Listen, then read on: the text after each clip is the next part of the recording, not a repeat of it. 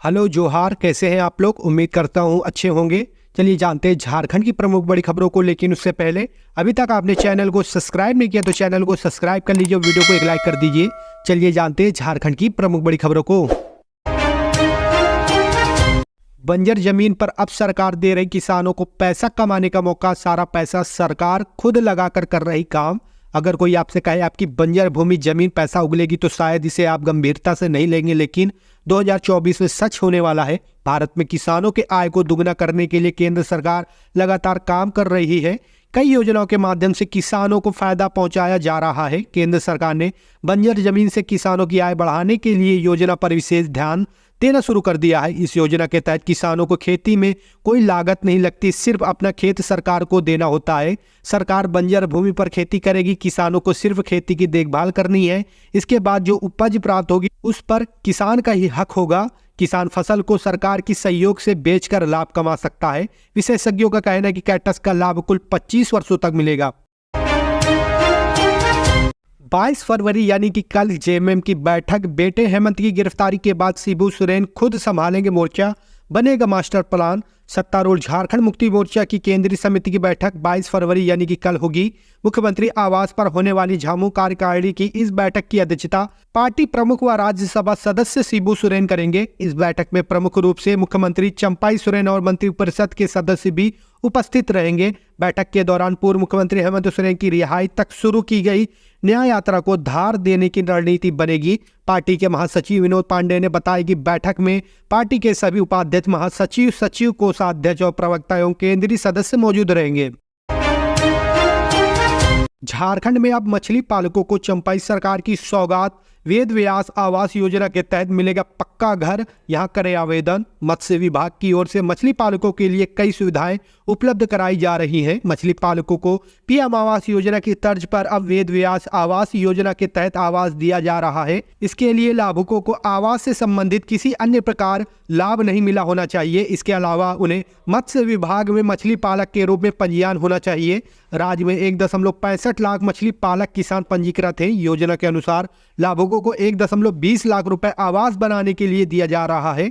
280 वर्ग फीट में आवास बनाया जाना है, जिसके लिए लाभुक के खाते में 4 किस्तों में राशि दी जा रही है। राज्य में देवघर में सबसे ज्यादा 70 और सबसे कम पश्चिम सिंहभूम जिले में 10 आवास ही मछली पालक को दिया जा रहा है। इस योजना में सामान्य श्रेणी के मछली पालकों को 250, एससी के लिए 50 और एसटी के लिए 200 आवास बनाया जा रहा है। झारखंड कैबिनेट की बैठक 23 फरवरी को झारखंड कैबिनेट की बैठक 23 फरवरी को होगी। इस संबंध में मंगलवार को मंत्रिमंडल सचिवालय एवं निगरानी विभाग की ओर से जानकारी दी गई है। मंत्रिपरिषद की बैठक शुक्रवार को 4 बजे या विधानसभा की बैठक के तुरंत बाद झारखंड मंत्रालय स्थित मंत्रिपरिषद कक्ष में होगी। झारखंड में छाए बादल, कल से बारिश के आसार। वेस्टर्न डिस्टर्बेंस का असर, अगले 2 दिनों में 2 से 3 डिग्री बढ़ेगा तापमान। झारखंड की राजधानी रांची में आज फिर से मौसम का मिजाज बदला है। आसमान में हल्के बादल छाए हुए हैं। मौसम विभाग का पूर्वानुमान है कि झारखंड में एक बार फिर बारिश होगी। अलग अलग तारीखों में राज्य के अलग अलग जिलों में बारिश के आसार हैं। मौसम पूर्वानुमान की माने तो मौसम में बदलाव वेस्टर्न डिस्टर्बेंस की वजह से हो रहा है। बादल होने की वजह से न्यूनतम तापमान में 2 से 3 डिग्री सेल्सियस की बढ़ोतरी होगी, लेकिन बारिश के बाद फिर ठंड बढ़ सकती है।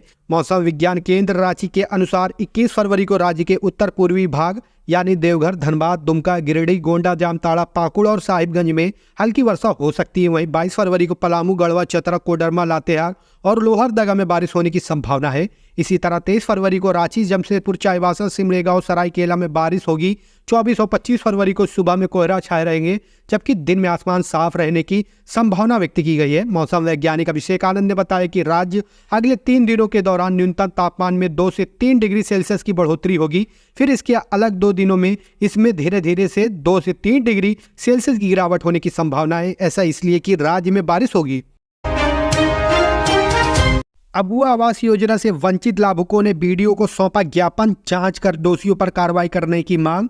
हुसैनाबाद अनुमंडल क्षेत्र के तीनों प्रखंड में अबुआ आवास योजना से वंचित लाभुकों ने प्रखंड कार्यालय पहुंचकर प्रदर्शन करने का सिलसिला जारी हो गया है। इसे लेकर सोमवार को हैदरनगर प्रखंड कार्यालय पहुंचकर दर्जनों गरीब लाभुकों ने बीडीओ को आवेदन देकर जांच करने की मांग की है। लाभुकों ने आवेदन में कहा कि हम सभी लोगों का नाम अबू आवास योजना के लाभुक की सूची से गायब कर दिया गया है। उन्होंने कहा कि हम सभी लाभुक मोकहर पंचायत के सिहना गांव के निवासी हैं। उन्होंने आवेदन में यह भी कहा है कि अबू आवास के पात्रता पूर्ण करने के बाद भी हम सभी गरीब व असहायों का आवास की सूची से नाम को गायब कर दिया गया है। उन्होंने कहा कि हम सभी लाभुक का कच्चा मकान आज भी है जो देखने योग्य है। उन्होंने कहा कि आवास निर्माण करने में हम सभी गरीब सक्षम नहीं हैं। उन्होंने अविलंब सूची को जांच कर दोषियों पर कार्रवाई करने की मांग की है। असल में इलेक्शन ईडी ही कराएगा। लोकसभा चुनाव को लेकर जेएमएम नेता का बीजेपी पर निशाना, कहा पहले ही लिखी जा चुकी स्क्रिप्ट। सत्तारूढ़ झारखंड मुक्ति मोर्चा के महासचिव सुप्रियो भट्टाचार्य ने सोमवार को भाजपा पर तंज कसते हुए कहा कि पार्टी देश को कांग्रेस मुक्त करते करते कांग्रेस युक्त हो चुकी है। ऐसे 740 सांसद और विधायक हैं जो कांग्रेस एवं अन्य क्षेत्रीय दलों से गए। उन्होंने चुनाव आयोग और ईडी पर भी निशाना साधा। भाजपा के राष्ट्रीय अधिवेशन पर कटाक्ष करते हुए कहा कि 2024 में बिना चुनाव लड़े और जीते ही विदेशों से आमंत्रण मिल रहा है। यह हास्यास्पद स्थिति और लोकतंत्र का मखौल उड़ रहा है। मोदी के इस दावे के पीछे की सच्चाई कुछ और है। इलेक्शन कमीशन तो केवल चुनाव की तिथि घोषित करेगी, मगर चुनाव तो असल में ईडी कराएगा। इसकी पटकथा पिछले 2 सालों से लिखी जा रही है। झारखंड सहित कई राज्य इसके उदाहरण हैं। पथराव फायरिंग के बाद 5 मंदिरों में चोरी, रांची को फिर से थी जलाने की साजिश। झारखंड की राजधानी रांची को एक बार फिर से जलाने और सांप्रदायिक हिंसा की आग में झोंकने की तैयारी थी। नगड़ी थाना क्षेत्र में पथराव की घटना के बाद एक बार फिर से पूरे इलाके को जलाने की साजिश रची गई थी और बाकायदा इसके लिए पूरी प्लानिंग की गई थी। प्लानिंग भी कुछ ऐसी कि लोगों की आस्था को चोट पहुंची और वह मरने मारने पे उतारू हो जाए। हालांकि पुलिस की सूझबूझ और इलाके के शांतिप्रिय लोगों के कारण दोबारा नगड़ी जलने से बच गई। इसका खुलासा पुलिस ने किया। दरअसल रांची के नगड़ी थाना क्षेत्र में 16 फरवरी को पथराव और गोलीबारी की वारदात हुई थी। इस पथराव में 15 से ज्यादा लोग घायल हुए थे। हालांकि रांची पुलिस के त्वरित एक्शन से बड़ी वारदात होने से टल गई, लेकिन इस बार साजिश रचने वाले अपने मंसूबे में कामयाब नहीं हो पाए, क्योंकि पुलिस ने इस मामले में त्वरित कार्रवाई की और इलाके के शांति कायम करने वाले लोगों ने ऐसा होने नहीं दिया। दरअसल 5 मंदिरों में चोरी की साजिश मामा भांजे ने मिलकर रची थी। मामा के इशारे पर भांजे ने 5 मंदिरों में चोरी की वारदात को अंजाम दिया था। मंदिर से भगवान के त्रिशूल सहित अन्य सामग्रियों की चोरी हुई थी। इस मामले को लेकर एक बार फिर से लोग गोलबंद भी होने लगे थे, लेकिन उस आग में घी डालने वाले की एक ना चली और प्रशासन ने इसके बाद त्वरित कार्रवाई की और साक्ष्य के साथ एक आरोपी को गिरफ्तार किया। आरोपी की निशानदेही पर मंदिर से चोरी किए गए सामानों को भी बरामद कर लिया गया। रांची में रिंग रोड पर बस और ट्रक के बीच भीषण टक्कर में 2 चालकों की मौत। राजधानी के नामकुद थाना क्षेत्र अंतर्गत टाटी सिलवी रामपुर रिंग रोड के बड़ाम कवाली के पास सोमवार देर रात एक बस और ट्रक के बीच हुई टक्कर में 2 लोगों की मौत हो गई। मृतकों की पहचान बस और ट्रक के चालकों के रूप में हुई है। बताया जाता है कि टक्कर इतनी जोरदार थी कि दोनों वाहनों के परकच्चे उड़ गए। घटना की सूचना मिलने के बाद नागपुर थाने की पुलिस मौके पर पहुंचकर दोनों वाहनों में फंसे चालकों के शव को बाहर निकाला और पोस्टमार्टम के लिए भेज दिया। थाना प्रभारी ब्रह्मादेव प्रसाद ने मंगलवार को बताया कि बस में कोई भी यात्री नहीं था। ट्रक पर कोल्ड ड्रिंक लोड था। दुर्घटना में दोनों चालकों की मौत हो गई।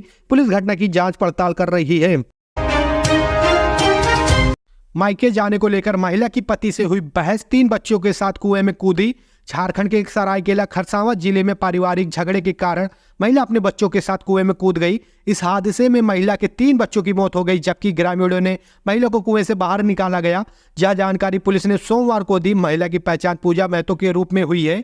उसे ग्रामीणों ने कुएं से बाहर निकालकर खरसावां के सामुदायिक स्वास्थ्य केंद्र में पहुंचाया।